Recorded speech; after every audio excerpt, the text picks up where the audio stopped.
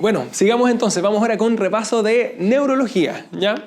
El primer tema que vamos a ver es el accidente vascular encefálico, ¿ya? Acuérdense que es un diagnóstico totalmente clínico, ¿ya? Y que se basa en la aparición de signos focales, hemiparesia, hemihipoestesia, afasia, todas esas cosas, más un inicio súbito, más un inicio ictal, en el sentido en que si demora muchos días o muchas horas en aparecer, uno piensa en otras causas como tumores cerebrales, esclerosis múltiple, etc., ¿ya? Ahora, repito, el diagnóstico es clínico. Uno sí le pide un TAC sin contraste de cerebro, pero esto no es para el diagnóstico, esto es para hacer la diferencia entre el AVE isquémico y el AVE hemorrágico, ¿ya? Y esta diferencia es muy importante porque me cambia el tratamiento, el manejo, ¿ya? A ver, vamos con el manejo del AVE isquémico en primer lugar. Número 1, las medidas de neuroprotección. Y ahí acuérdense que las más clásicas son esas, el darle oxígeno, que tiene que ir sí o sí, el darle anticonvulsivantes en el caso de que convulsione, o sea, SOS, el mantener una temperatura corporal normal, eventualmente darle insulina para mantener una glicemia normal, pero acuérdense que hay estudios que dicen que eso solo aumenta el riesgo de hipoglicemia y no ayuda en nada, ¿ya? El mantener las presiones arteriales no demasiado altas, esto que quede bien claro, no es normal, sino que simplemente que no esté arriba de 220 con 120, porque ahí tiene riesgo de hemorragia, ¿ya? Y la forma en que se va a bajar, en caso de que esté por sobre eso, va a ser o con captopril, que es lo que dice la guía MinSal, versus dejarlo por vía endovenosa, porque tengo aquí una emergencia hipertensiva, porque tengo un accidente vascular en contexto de una crisis hipertensiva, ¿ya? Ahora, segundo lugar, se le da aspirina, ¿ya? Y en el caso de que haya pasado 48 horas, ahí le puedo iniciar también la heparina, la anticoagulación, no antes por el riesgo de la famosa transformación hemorrágica, ¿ya? Número 3, hay que darle la trombólisis, y esto hay que saberlo, el AVE isquémico, lo que yo más puedo hacer, en lo que más puedo ayudar si es que actúo rápido, es con la trombólisis, que en este caso tiene que hacerse con el RTPA, con el activador de plasminógeno recombinante, ¿cierto? Jamás con streptokinasa, ¿ya? Y solamente si es que lleva menos de 4,5 horas. Ahora, lo ideal es que sea menos de una hora, menos de 15 minutos, que sea lo antes posible, pero hasta 4,5 horas la guía AUGE la indica, ¿ya? Ahora, si fuera por vía intraarterial el RTPA, ahí puede ser hasta 6 horas después, ¿ya? En último lugar, uno le hace cirugía a los accidentes vasculares isquémicos, pero solamente si es que se enclava, o sea, solamente si es que tengo un síndrome de hipertensión endocraniana severa, ¿cierto? Y el paciente se está enclavando y se puede morir, en ese caso sí, de lo contrario no, ¿ya? Finalmente, hay que hacerle el famoso estudio de fuente embólica, que luego vamos a ver con qué exámenes se hace, pero esto se hace solamente en el AVE isquémico, ¿ya? En cambio, en el AVE hemorrágico, las medidas de neuroprotección son exactamente iguales, con la salvedad que uno le mantiene sus presiones no debajo de 220-120 porque ya sangró, sino que debajo de 170-110. Pero repito, no es una presión arterial normal, sino que simplemente que no esté demasiado alta. La aspirina, la heparina, la trombolisis, si es que acaba de sangrar, obviamente está contraindicado, así que ninguna de esas cosas se puede dar, ¿ya? De ahí la importancia de hacer la diferencia diagnóstica entre isquémico y hemorrágico. Y respecto a la cirugía, exactamente igual, solamente si es que se enclava. Uno no drena los hematomas por drenarlos, ya solamente si es que tuviese una hipertensión endocraniana muy severa, ahí hay que operarlo, lo contrario no, ¿ya?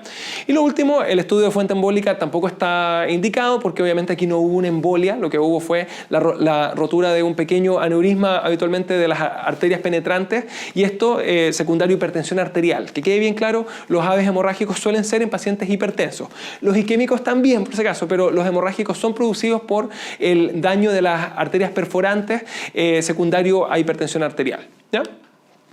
Ahora, si tengo un TIA o un accidente isquémico transitorio, ¿cierto? Número 1, hay que saber cuál es su clínica, que es la misma clínica del AVE, o sea, los signos focales de inicio súbito, solamente que duran menos de un día por definición, ¿ya? Aunque en la práctica duran habitualmente menos de una hora. O sea, que quede bien claro, para yo hablar de un TIA, debe haber mejorado completamente antes de 24 horas, pero repito, habitualmente mejoran inmediatamente y completamente a los pocos minutos, ¿ya? Ahora, el tratamiento del TIA es exactamente igual al tratamiento del AVE isquémico, porque es un AVE isquémico, con la diferencia que no hay que darle la trombólisis, no hay que darle el RTPA, porque ya se autotrombolizó, ¿ya? Ahora, sí hay que hacer el estudio de fuente embólica y aquí es especialmente importante porque haber tenido un TIA es algo que me dispara el riesgo de tener un AVE en el corto plazo, ¿ya? Y para recordar cuáles eran los 3 exámenes de la fuente embólica, el ecodoppler carotidio para ver si hay una estenosis carotidia que eventualmente requiera de una endarterectomía, ¿cierto?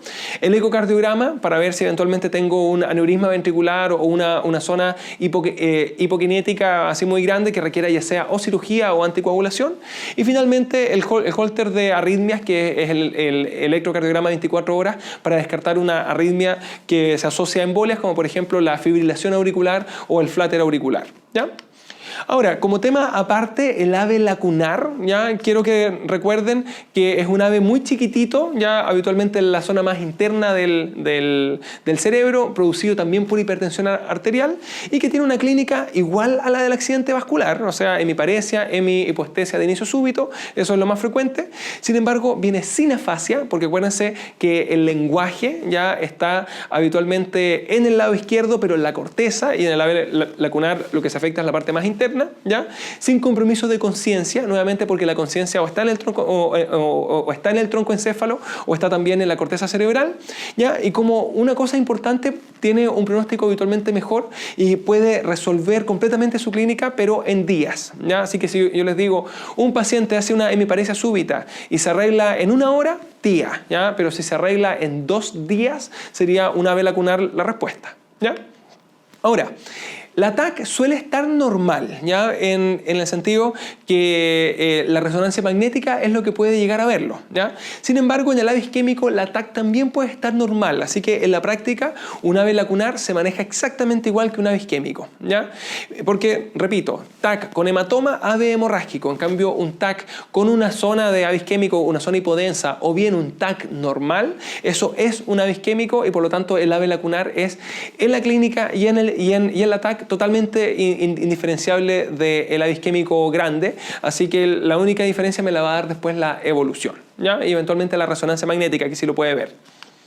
Siguiente tema que se pregunta siempre, delirium y demencia, porque entra en geriatría, en neurología y entra también ¿cómo se llama? En psiquiatría, en esas 3 cosas, así que eso se pregunta siempre y que hay que saberlo bien, ¿ya? Empecemos. La demencia o las demencias habitualmente son por patologías degenerativas, aunque hay causas secundarias, VIH, VRL, o más que VRL que diga la sífilis, ¿cierto? El hipotiroidismo, el déficit de B12, o sea, hay causas secundarias, pero las más frecuentes son las patologías degenerativas, digas enfermedad de Alzheimer, demencia por cuerpos de Levy, demencia frontotemporal, etc., ¿ya? En cambio, el delirium son alteraciones tóxico-metabólicas. Si está con fármacos, los fármacos son la causa más frecuente, si es que no, las infecciones son las causas más frecuentes, pero cualquier alteración de tipo metabólica, ¿cierto?, puede producir un delirio, ¿ya? Ahora, ¿qué se afecta en la demencia? Se afecta la memoria de manera crónica, ¿ya? Así que las demencias son cuadros crónicos que afectan fundamentalmente la memoria, ¿ya?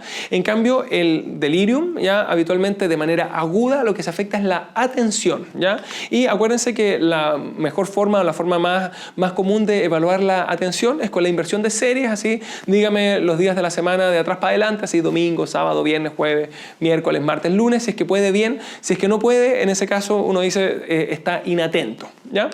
Ahora, en el caso de las demencias no solamente se afecta la memoria, sino que se afecta las funciones cognitivas en general y van apareciendo apraxias como dificultades en hacer cosas y agnosias, dificultades en conocer o en entender algunas cosas. O sea, se afecta la memoria, eso es lo más clásico, pero se afecta la cognición, las funciones cerebrales superiores en general, ¿ya? Ahora, ¿cómo diagnostico una demencia? Con la clínica, que quede bien claro, el delirium también, ambos son con la clínica, pero son de utilidad el Mini-Mental, ¿cierto?, que es un cuestionario clínico, y también el test del reloj, ¿ya?, en la cual, acuérdense, se hacía dibujar un círculo con un reloj adentro y se le pedía que diera la hora, ¿ya? Esas 2 cosas son test que me sirven para el diagnóstico de demencia. En cambio, el delirium se diagnosticaba con los criterios de la CAM, que era confusión, medición, método, así Confusion Assessment Method, ¿ya?, el método de medición de confusión, que siempre debe cumplir con los dos criterios que están arriba, los 2 que están subrayados, que es que debe estar inatento, ¿cierto?, más que debe haber tenido inicio agudo. Esas 2 cosas son obligatorias para poder hablar de un delirium, también llamado síndrome confusional agudo, ¿ya? Ahora, Aparte de eso, debe tener o un curso fluctuante, que es característico que durante el día va empeorando y mejorando, ¿cierto? En particular empeora en la tarde-noche, esa es la peor hora, ¿ya? Y aparte es muy frecuente que venga con compromiso de conciencia, o sea, el delirium no solamente afecta la atención, sino que también la conciencia, ¿ya? Y esta puede ser o de tipo cualitativo, así que está desorientado, por ejemplo, o de tipo cuantitativo, dígase que está soporoso o que está en coma, ¿ya? Así que esos son los criterios de la CAM y, repito, siempre deben estar los dos primeros más alguno de las cosas que está hacia abajo, ¿ya? Ahora, en ambos casos, tanto en demencia como en delirium, hay que pedirle muchos exámenes, en el sentido de que hay que buscar que no vaya a tener alguna causa secundaria en el caso de la demencia y hay que ir directamente a buscar la causa secundaria en el delirium, porque ya dijimos que son alteraciones de tipo tóxico-metabólica, ¿ya? Así que, en resumen, pídale todos los exámenes que uno se acuerde a las dos, ¿ya? Ahora, en el caso del manejo de la demencia, lo más importante es el manejo multidisciplinario, ¿cierto? En particular, el ver cómo la familia se va a encargar de cuidar a este paciente de manera de evitar el estrés del cuidador. Y dentro de los fármacos específicos, en particular para la enfermedad de Alzheimer, me sirven los inhibidores de la acetilcolinesterasa, como por ejemplo el donepezilo, ¿ya? En el caso del delirium, en cambio, yo le puedo dejar algunos fármacos como los antipsicóticos, en particular el que más se ha estudiado, ¿cierto? El Aldol, que se deja en una dosis bajita, ¿sí? Ejemplo 0,5 miligramos intramuscular, o bien la risperidona, que ha demostrado ser buena también. Si aparecieran ambos, yo marcaría Aldol, los antipsicóticos típicos en dosis baja, pero la risperidona o la quetiapina u otros antipsicóticos atípicos también sirven, por si acaso, y a veces son más fáciles de administrar vía oral, ¿ya? Pero para eso yo requiero que el paciente coopere con la ingesta de medicamentos, lo cual no siempre ocurre porque está desorientado, ¿ya? Ahora, lo más importante en el delirium es el tratamiento de la causa, así que quede bien claro, los antipsicóticos son un tratamiento sintomático, la causa es lo que me va a definir el pronóstico en el delirio, ¿ya? Y como cosa adicional, para evitar que se desoriente en la noche, un paciente que está con un delirium o que está con alguna enfermedad grave y que es geriátrico, lo ideal es mantenerlo activo durante el día, porque si está activo durante el día, eso hace que esté mejor durante la noche. Así que aparte de los fármacos y de la causa, sirven todas estas medidas generales de explicarle en dónde está, etcétera, para que no se desoriente tanto, ¿ya? Vamos a ver de las demencias, las clínicas de cada una, así en específico. ¿Cómo era la enfermedad de Alzheimer, que es la más frecuente? La demencia clásica del adulto mayor, o sea, alteración de la memoria y de la cognición, que es algo crónico y que va progresando con el tiempo, apareciendo las apraxias, las agnosias, etc. En el caso de la demencia vascular, puede tener la misma clínica, pero acuérdense que es secundaria a un accidente vascular encefálico, así que puede venir con la clínica de AVE, así un paciente tuvo un accidente vascular encefálico y luego quedó con demencia, eso se llama demencia vascular. Y lo otro es que, entre comillas, puede tener un inicio agudo, en el sentido en que el accidente vascular es un cuadro agudo y luego de manera crónica queda con la demencia, y aparte puede tener como empeoramientos agudos, en el sentido en que estaba con cierto grado de deterioro, ¿cierto? Sufre un nuevo accidente vascular y cae como a una función como peor todavía, ¿ya? O sea, en el fondo hay un deterioro agudo, va bajando como una escalera, a diferencia de la enfermedad de Alzheimer que va bajando lentamente, ¿ya? Aparte de eso está la demencia por cuerpos de Levy, que hay que conocer su clínica bien, que lo más característico es que puede venir con parkinsonismo, ¿cierto? En el sentido en que acuérdense que el Parkinson igualmente es por formación de cuerpos de Levy, o sea, la forma en que se produce esta degeneración del tejido cerebral es con formación de esta forma anatomopatológica, ¿ya? Segundo lugar, alucinaciones. Las alucinaciones son características del delirium, ¿ya? Pero también se puede ver en la demencia por cuerpos de Levy, ¿cierto? Que ya dijimos que es un cuadro crónico. Y finalmente, algo muy característico de esta demencia es que empeora con los antipsicóticos. ¿Por qué? Porque los antipsicóticos son antidopaminérgicos y al igual que en el Parkinson, en la demencia por cuerpos de Levy, lo que le falta justamente es la dopamina, ¿ya? Aparte de eso, tengo la hidrocefalia normotensiva, que siempre hay que descartarla con un ataque en los pacientes con demencia, que su clínica más frecuente es que viene con caídas, con incontinencia urinaria y con demencia. Y además es muy frecuente que tenga una evolución como más rápida, como más subaguda, con mucha torpeza motora. Así que, aunque no me digan ni las caídas ni la incontinencia urinaria, si me dicen un paciente que desde hace 6 meses empezó con demencia, que ha avanzado muy rápido y que anda muy torpe, hay que sospecharle hidrocefalia normotensiva, ¿ya? Finalmente tengo la demencia de Pick o de Neumann-Pick o demencia frontotemporal, que acuérdense que lo más importante era esta desinhibición en el lenguaje, ¿cierto? O en la actitud sexual, etc. Y suele ser la que menos amnesia produce, o sea, la que viene con la memoria más conservada, ¿ya? Bueno, siguiente tema, ¿ya? Las crisis convulsivas y la epilepsia, ¿ya? Acuérdense que las crisis convulsivas se clasifican en dos tipos, las focales, ¿cierto? Y las generalizadas, ¿ya? Las focales también se llaman parciales, por si acaso, y las otras son las generalizadas, ¿ya? Ahora, las focales se clasifican según algunos, no todos están de acuerdo con esa clasificación, ¿cierto? En la parcial simple o focal simple, que es la que no pierde la conexión con el medio, ejemplo, se le mueve solamente una mano, o tiene fotopsias o alguna cosa así, ¿ya? Y las parciales complejas, que en este caso sí hay desconexión del medio, hay compromiso de conciencia, ¿ya? Y lo importante de las focales es que siempre son causadas por una lesión focal, ejemplo, un tumor cerebral, un accidente vascular, un neurocisticerco, lo que sea, pero son lesiones focales, y lo que hay que ir a buscar en las crisis focales son lesiones cerebrales focales, ¿ya? Las generalizadas, en cambio, son esas 5 que están ahí, las tónico-clónicas, que son las más frecuentes, ¿cierto? Que viene con una fase tónica y luego una fase clónica. Las mioclónicas, que son como esos saltitos, ¿cierto? Que se producen cuando alguien se está quedando dormido. Las tónicas, que solamente hace la fase tónica sin la parte clónica. Las atónicas, que pierde el tono muscular, ya sea que pierda el tono de la cabeza solamente hasta que pierda el tono completo y que haga un síncope neurogénico, que acuérdense que esas venían con incontinencia urinaria y fecal, o sea, hacía el síncope y relajaba el esfínter, esas son las atónicas. Y finalmente las de ausencia, que acuérdense que son esas en que de repente uno se desconecta, ¿cierto? Y queda mirando en algún lado, ¿ya? De hecho, las atónicas y las de ausencia son muy frecuentes en los estudiantes de medicina que están estudiando para el EUMNACOM, o las personas que estudian para el EUMNACOM, porque les cae la cabeza, se quedan dormidos, ¿cierto? Y en las de ausencia, bueno, se desconcentran a cada rato. Ahora, tanto en las focales como en las generalizadas es fundamental pedir exámenes generales antes de ir a buscar otras causas. Dígase, pedir hemograma, los electrolitos, la parte renal, la parte hepática, todo, porque hay que buscar alteraciones de tipo tóxico-metabólicas, ¿ya? Ahora, luego de eso, en el caso de las focales, como yo busco una lesión focal, hay que pedir una neuroimagen, idealmente una resonancia magnética nuclear, que ve mejor los tumores cerebrales, pero si no, un TAC con contraste, idealmente, ¿ya? En cambio, en las generalizadas yo voy a estudiarla habitualmente con un electroencefalograma, en particular si es un niño, porque voy a buscar una epilepsia, ¿ya? Ahora, el diagnóstico de epilepsia, por si acaso, suele ser clínico, ¿ya? Y para eso me basta una crisis epiléptica más un electroencefalograma que esté alterado, ¿ya? O bien 2 crisis epilépticas que sean iguales sin una causa tóxico-metabólica que la explique, ¿ya? Así que quede bien claro, cuando alguien ha tenido solamente una crisis, ¿ya? Y no se ha hecho todavía el electroencefalograma, o bien el electro está normal, en ese caso uno habla de una primoconvulsión, no de una epilepsia. Desde la segunda crisis o desde que el electro está alterado, en ese caso uno sí habla de epilepsia, ¿ya? Ahora, si bien la primoconvulsión va a ser el diagnóstico, sepan que la causa más frecuente de primoconvulsión, ¿ya?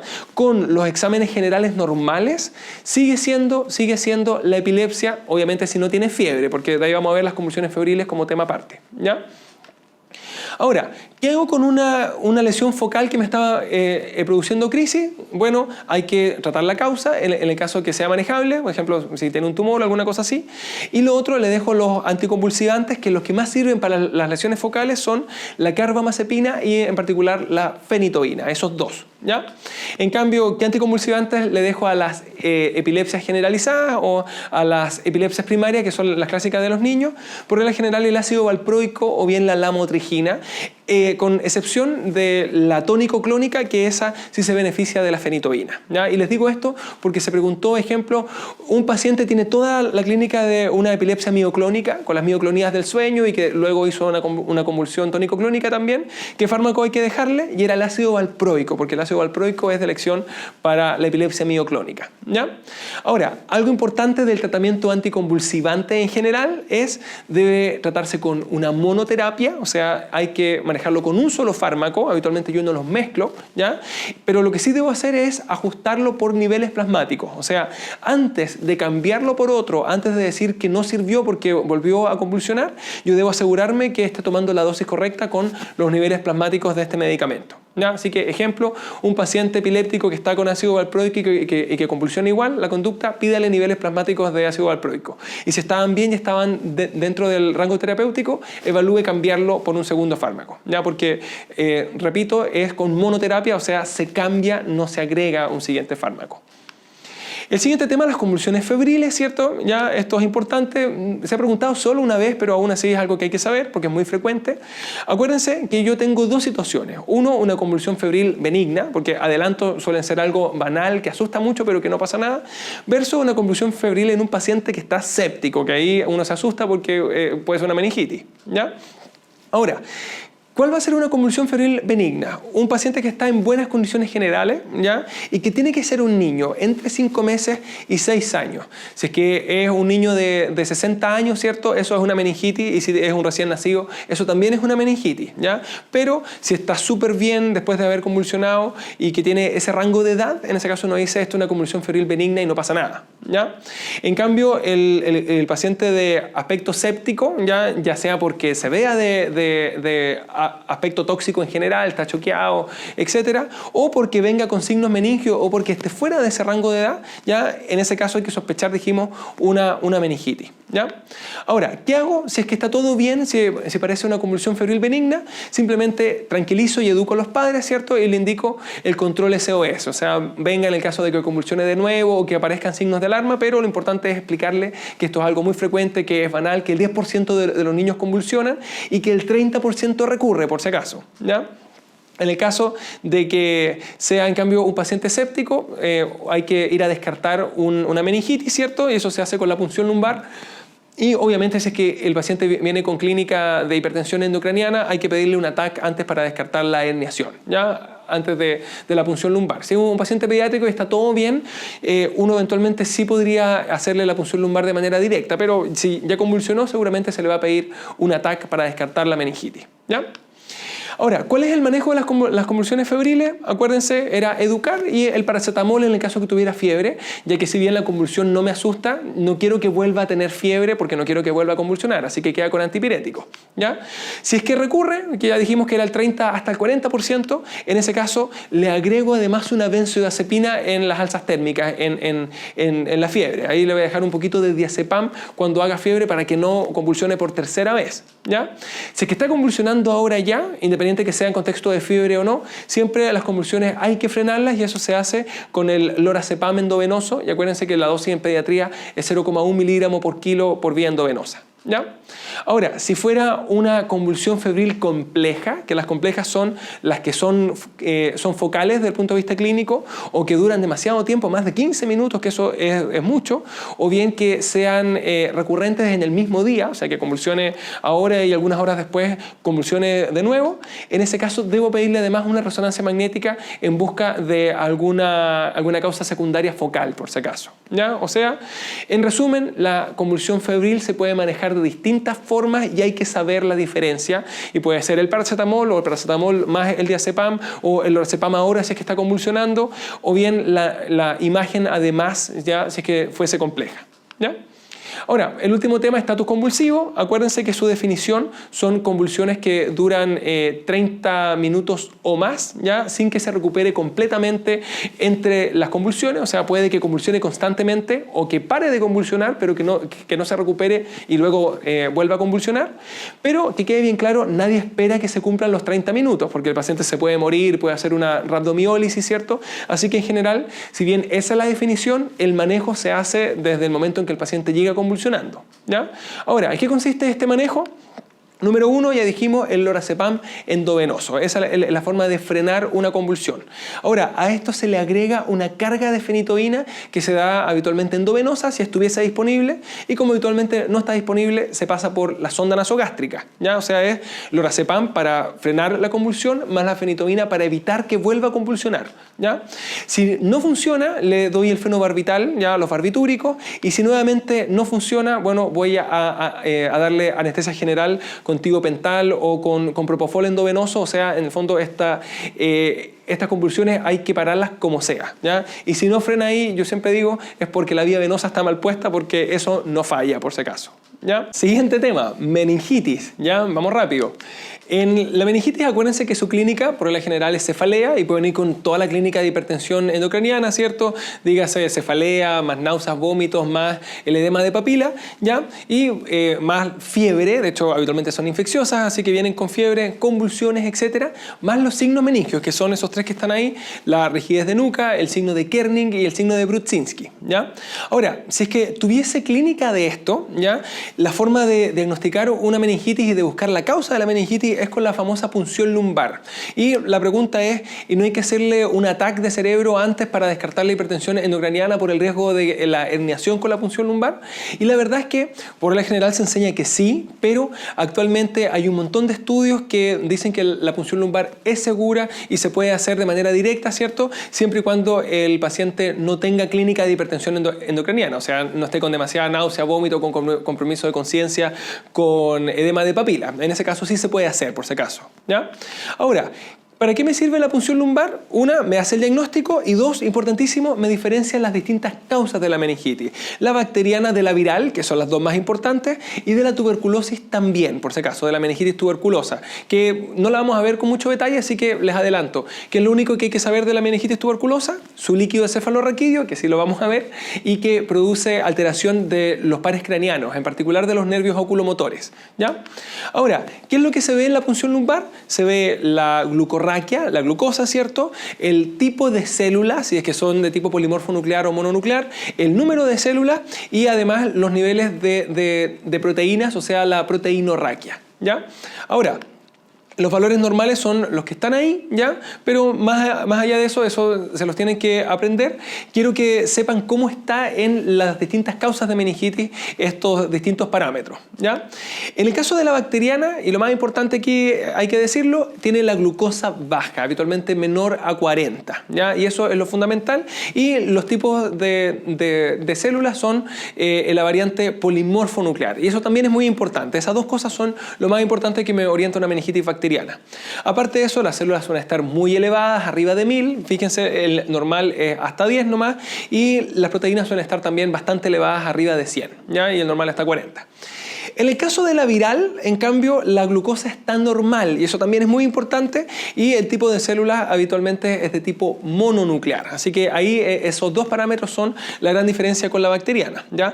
Las células están algo elevadas y las proteínas también están algo elevadas, así que no hace gran diferencia, ¿ya? En el caso de la tuberculosis se parece un poco a la bacteriana en la glucosa, es con glucosa baja, pero se parece a la viral en el tipo de células porque es de tipo mononuclear. Así que acuérdense que eso se pregunta con alguna frecuencia y hay que saberlo, ¿ya? Las células y las proteínas suelen estar también bastante elevadas, pero en resumen lo que importa es la glucosa y el tipo de células para bacteriana, viral y tuberculosis. Así que glucosa baja de tipo polimorfo nuclear, bacteriana. De tipo mononuclear, en cambio, es viral. Y glucosa normal mononuclear, eso es viral, ¿ya? Ahora, ¿qué cosa pasa si me queda la duda? Ejemplo, porque los parámetros están medio mezclados, ¿cierto? Las células no son tan altas o porque no le puedo hacer la punción lumbar porque hay una hipertensión endocraniana grave. En ese caso le dejo antibióticos, o sea, ante la duda es bacteriana, ¿ya? Ahora, veamos qué antibióticos, que esto se pregunta siempre en infecto, en pediatría, en neurología, hay que saberlo, ¿ya? En el caso de un recién nacido con meningitis hay que dejarle cefotaximo más ampicilina. ¿Por qué? Porque hay que cubrir al estreptococo grupo B, el estreptococo agalactia, ¿cierto? Que eso se cubre con la ampicilina, más a los gram negativos a la Escherichia coli, que eso se cubre con la cefotaxima, ¿ya? En el caso de los niños ya más grandes queda con ceftriaxona o cefotaxima, cualquiera de las dos, más la vancomicina, ¿ya? Y la ceftriaxona es para cubrir todos los bichos habituales y la vancomicina va a ser para cubrir al neumococo resistente, por si acaso. Ahora, la ceftriaxona cubre súper bien el neumococo sensible, ¿cierto? Al meningococo, Haemophilus, Escherichia coli, etc. Pero el neumococo resistente ese es el que uno va a cubrir con la vancomicina, ¿ya? En el caso de los adultos, habitualmente queda solamente con la ceftriaxona o la cefotaxima y uno podría agregar la vancomicina también, por la misma razón, pero lo que se cubre habitualmente son los bichos más frecuentes que es Escherichia coli, meningococo, Haemophilus y la Escherichia coli K1, que son las 4 bacterias más frecuentes, ¿ya? En el adulto mayor y en la embarazada hay que agregar ampicilina, o sea, va a quedar con ceftriaxona más ampicilina. ¿Por qué? Porque hay que cubrir además la listeria, en el sentido en que este es un germen que se ve con cierta frecuencia en el adulto mayor y en el embarazo también, ¿ya? Y finalmente, cuando tengo una meningitis post-TEC abierto o post-neurocirugía, o sea, cuando ha habido contacto con la piel, en ese caso debo dejarle algún antibiótico que cubra al Staphylococcus aureus y a la Pseudomonas aeruginosa, porque esos serían los bichos más frecuentes. Así que, ejemplo, con cloxacilina o con vancomicina, si es que es intrahospitalario, ¿cierto? Más el cefepime o el imipenem más alguna cosa adicional. ¿Ya?